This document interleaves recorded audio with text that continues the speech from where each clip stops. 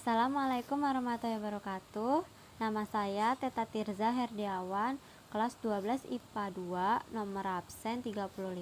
Kali ini saya akan membuat video peran utama Bung Tomo dalam mempertahankan keutuhan negara dan bangsa Indonesia.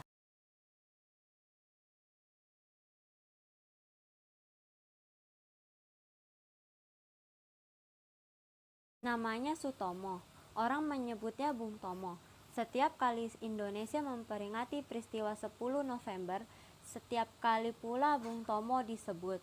Apa sebenarnya peran Bung Tomo pada Republik sehingga namanya tak pernah dipisahkan dari pertempuran bersejarah itu? Peran utama Bung Tomo adalah orasinya yang membakar rakyat untuk memberikan perlawanan. Bung Tomo dilahirkan di daerah Kampung Belauran, Surabaya, 3 Oktober 1920. Ayahnya bernama Kartawan Djipto Wijojo, seorang pegawai kelas menengah yang mengabdi di pegawai pemerintahan.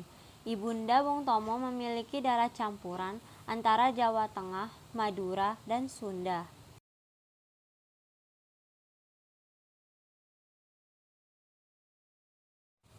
Setidaknya itu yang terlihat dalam pertempuran di Surabaya.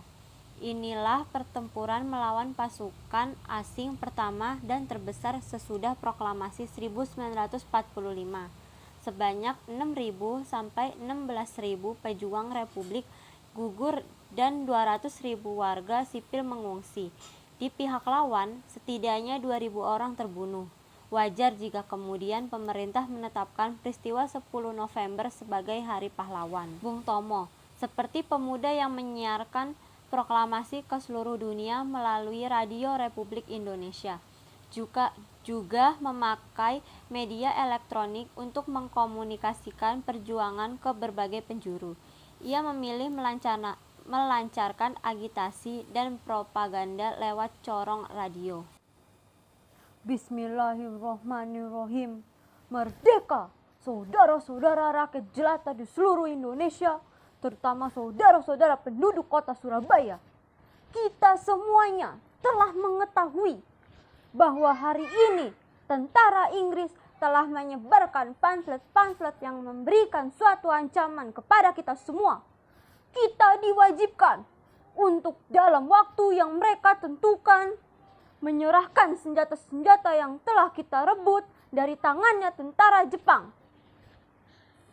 Mereka telah minta supaya kita datang pada mereka itu dengan mengangkat tangan. Mereka telah meminta supaya kita semua datang pada mereka itu dengan membawa bendera putih, tanda bahwa kita menyerah kepada mereka. Saudara-saudara, di dalam pertempuran-pertempuran yang lampau, kita sekalian telah menunjukkan bahwa rakyat Indonesia di Surabaya, pemuda-pemuda yang berasal dari Maluku, pemuda-pemuda yang berasal dari Sulawesi, pemuda-pemuda yang berasal dari Pulau Bali, pemuda-pemuda yang berasal dari Kalimantan, pemuda-pemuda dari seluruh Sumatera, pemuda Aceh, pemuda Tapanuli, dan seluruh pemuda Indonesia yang ada di Surabaya ini, di dalam pasukan-pasukan mereka masing-masing, dengan pasukan-pasukan rakyat yang dibentuk di kampung-kampung, telah menunjukkan satu pertahanan yang tidak bisa dijebol, telah menunjukkan satu kekuatan sehingga mereka itu terjepit di mana-mana hanya karena taktik yang licik daripada mereka itu, saudara-saudara. Dengan mendatangkan presiden dan pemimpin-pemimpin lainnya ke Surabaya ini, maka kita ini tunduk untuk memberhentikan pertempuran. Tetapi pada masa itu mereka telah memperkuat diri. Dan setelah kuat, sekarang inilah keadaannya. Saudara-saudara kita semuanya, kita bangsa Indonesia yang ada di Surabaya ini akan menerima tantangan Inggris itu. Dan kalau pimpinan tentara Inggris yang ada di Surabaya ingin mendengar jawaban rakyat Indonesia, ingin mendengarkan jawaban seluruh pemuda Indonesia yang ada di Surabaya ini, dengarkanlah ini tentara Inggris. Ini jawaban kita. Ini jawaban rakyat Surabaya. Ini jawaban pemuda Indonesia kepada kau sekalian.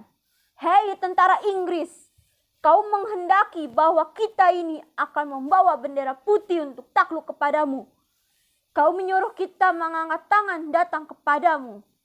Kau menyuruh kita membawa senjata-senjata yang telah kita rampas dari tentara Jepang untuk diserahkan kepadamu.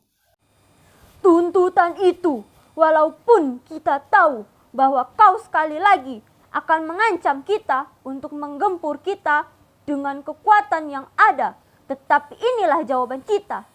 Selama banteng-banteng Indonesia masih mempunyai darah merah yang dapat membuat secari kain putih, merah, dan putih, maka selama itu kita akan mau menyerah kepada siapapun juga. Saudara-saudara rakyat Surabaya, siaplah keadaan genting. Tetapi saya peringatkan sekali lagi, jangan mulai menembak.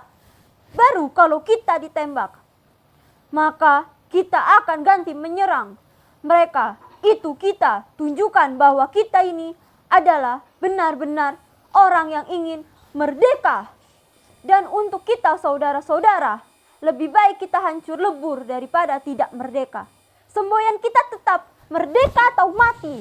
Dan kita yakin saudara-saudara, pada akhirnya pastilah kemenangan akan jatuh ke tangan kita. Sebab Allah Subhanahu wa Ta'ala selalu berada di pihak yang benar. Percayalah saudara-saudara, Tuhan akan melindungi kita sekalian. Allahu Akbar, Allahu Akbar, Allahu Akbar. Merdeka!